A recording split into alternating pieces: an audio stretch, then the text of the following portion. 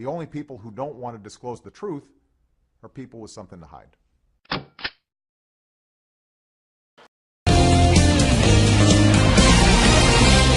Hi, I'm Bill O'Reilly. Thanks for watching us tonight. Is America still the land of opportunity? That is the subject of this evening's Talking Points memo. As alert Americans well know, President Obama is trying to fundamentally change the USA. He sees our system as basically unfair and wants to provide more services and money to those who don't have very much. The Republican Party says the president's social justice outlook is damaging the infrastructure of the country. High taxation and high debt are holding back the economy, and the GOP believes Mr. Obama is creating a nation at war with itself, the affluent versus the non-affluent. Over the weekend, Senator Ted Cruz of Texas, a conservative, delivered a very emotional speech at CPAC. My father came from Cuba.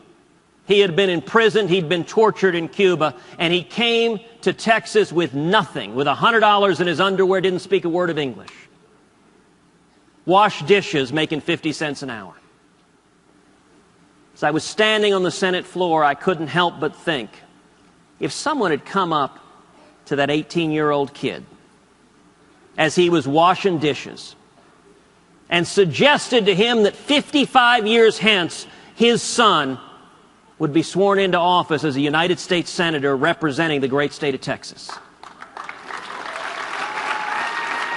That would have been unimaginable.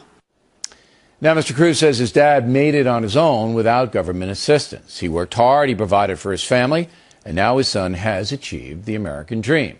That's the way this country is supposed to work. But President Obama himself has a very compelling story to tell. His father abandoned him. He was raised primarily by his maternal grandparents in Hawaii. He had few resources. Yet Barack Obama rose up to become the most powerful man in the world, a stunning achievement. How much the system helped Mr. Obama is unknown, as his college records have been kept private. We don't know the extent of affirmative action. We don't know how much the government subsidized his climb to the top. It would be very helpful to have that information, simply to be fair to the president and his vision.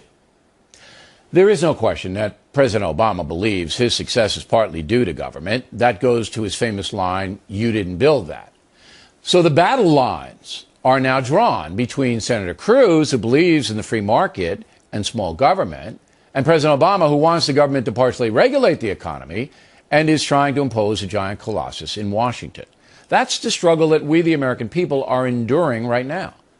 In the end, there will be no compromise. One side or the other is going to have to prevail. And that's a memo now. And background checks, I guess, to learn more about a person's thinking and associations and intentions. More background checks. Dandy idea, Mr. President. Should have started with yours.